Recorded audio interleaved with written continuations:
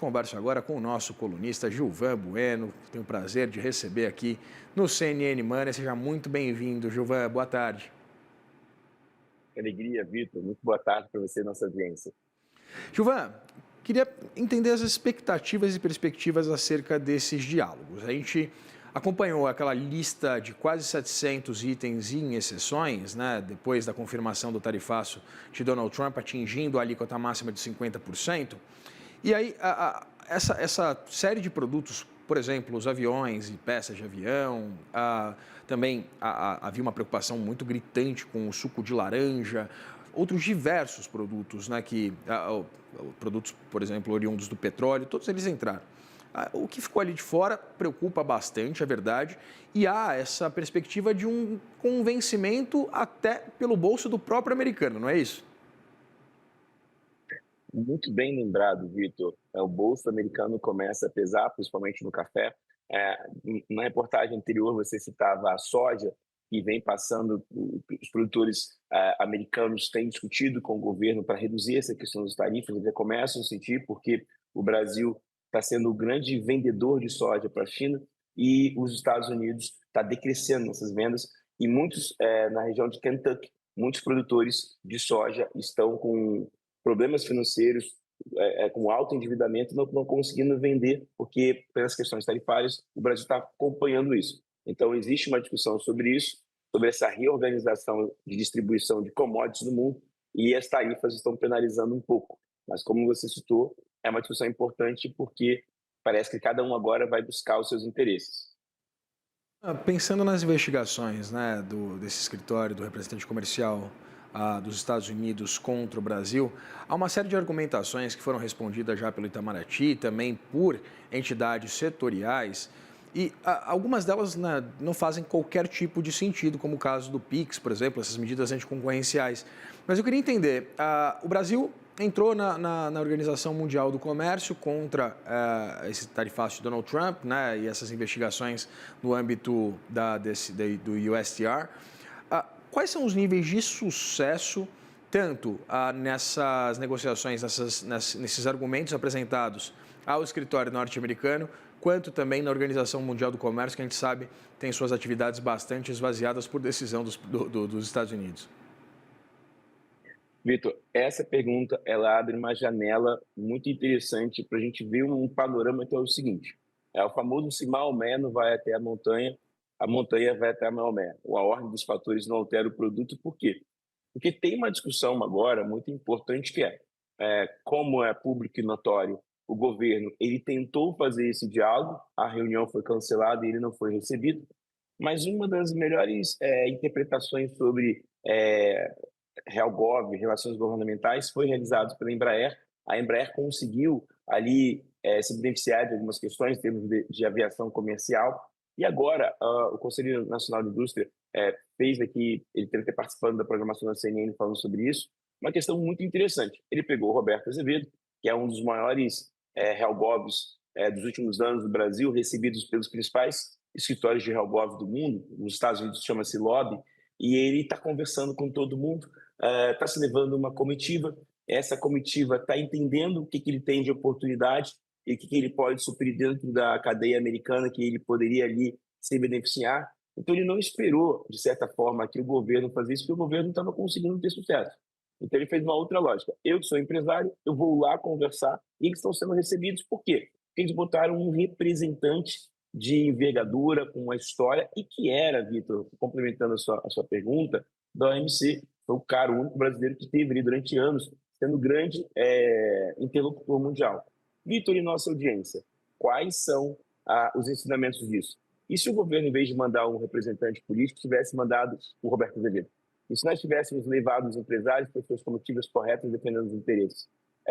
Porque alguns estados, Vitor, serão duramente prejudicados economicamente. A gente tem o Sul, que vai ser uma das regiões mais afetadas e que já vem da chuva. Então, uma lição poderosa sobre o que você perguntou é como está sendo articulado. O governo está tendo sucesso, os empresários se reuniram e vão para lá com o maior representante de RealGov, de lobby, que tem uma experiência e é recebido pelos escritórios. Isso é um dos pontos que mais me chamou a atenção nessa incursão que será realizada. Com certeza, né? Uma estratégia bastante acertada. Roberto Azevedo tem essa capacidade de negociação já experimentada e, evidentemente, muito bem sucedida.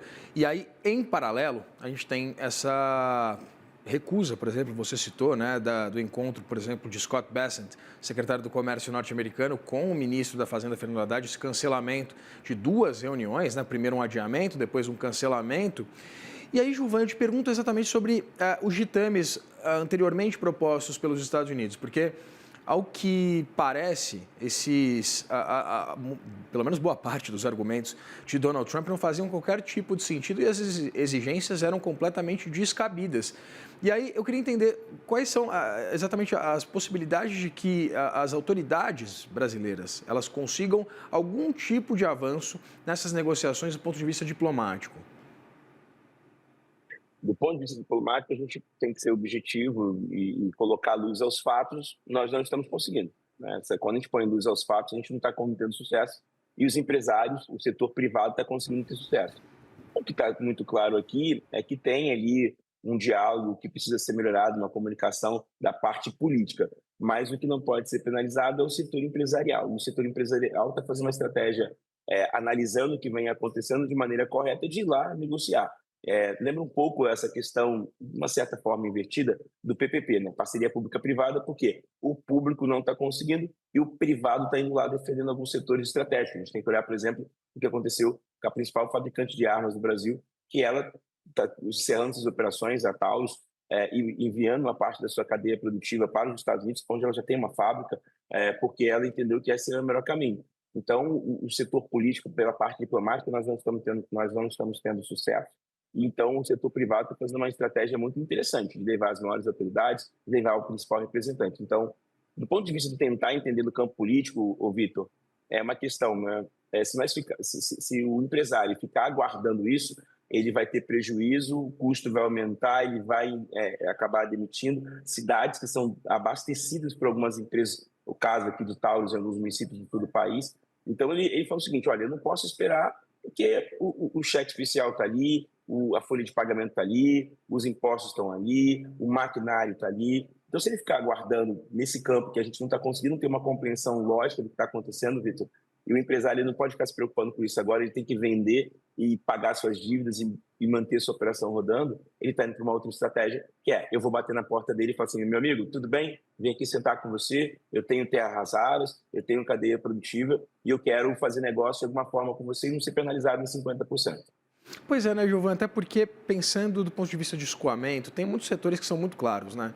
Que o mercado norte-americano, com mais de 300 milhões de habitantes, um nível de PIB per capita bastante relevante, que esse mercado ele não é descartável, né? Que a solução seria, de fato, negociar e que não haveria possibilidade, por exemplo, de escoamento de produtos de maior valor agregado, principalmente pensando neles, para outras nações, apesar de, evidentemente, as aberturas de mercado serem sempre bem-vindas.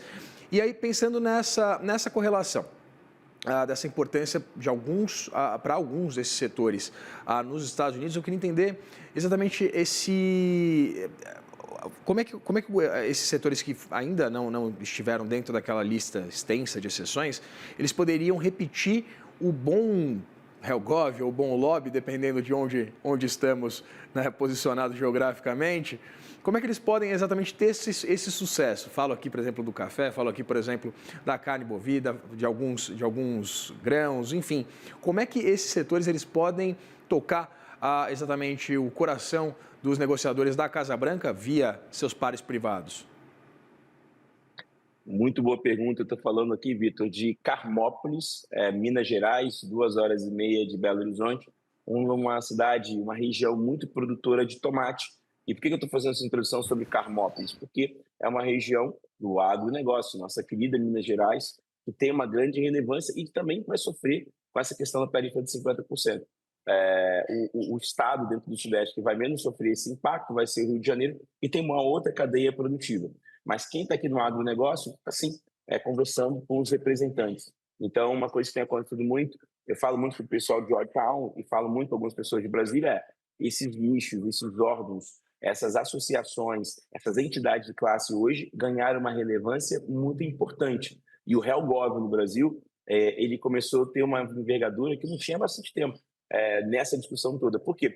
Porque essas associações de classes, se tem representantes com ótimos diálogos nos seus intermediários internacionais, isso é importantíssimo. Então, quem nunca olhou para essa questão do RealGov para representá-lo internacionalmente, está entendendo o poder disso hoje. Por quê? Porque quem não participando, quem está sendo duramente atingido pelo tarifaço, vai na sua entidade de classe, vai no seu órgão que está ali para proteger os seus interesses e fala, olha, eu quero participar dessa comitiva, como é que a gente acessa os melhores escritórios? E um exemplo foi o que aconteceu com o CNI. Então, quem não está participando tem que procurar as principais entidades de classes que são credenciadas, que têm autoridade, responsabilidade civil, boa governança e buscar os seus interlocutores, porque o que está claro, e o governo está passando por isso, Vitor, e nossa audiência, é que se você não tem um interlocutor com uma história forte, com um bom entendimento de Washington, um bom entendimento de como funciona o lobby nos Estados Unidos, você não é recebido. Você percebe o seguinte, o Roberto Azevedo era para ter sido o grande condutor. A gente não sabe se esse convite aconteceu, não estou aqui falando, mas era a principal entidade para negociar nesse momento estratégico do Brasil. Então, esse é o maior exemplo que tem que colocar as pessoas certas nos lugares certos, nesse momento tão delicado. Vamos torcer, né, Gilvan, pelo sucesso dessa comitiva, para que consigam mitigar esses efeitos nefastos das tarifas de Donald Trump. Meu querido amigo Gilvan Bueno, viajante, a cada dia fala de um lugar diferente. Muito obrigado, meu querido, por essa interação aqui, sempre prazerosa no CNN Money. Eu te agradeço. Eu vou investigar ali onde as coisas acontecem. Eu estou vendo ali o pessoal do agro. Vitor, ótimo dia para você e nossa audiência. Para você também, querido. Até mais.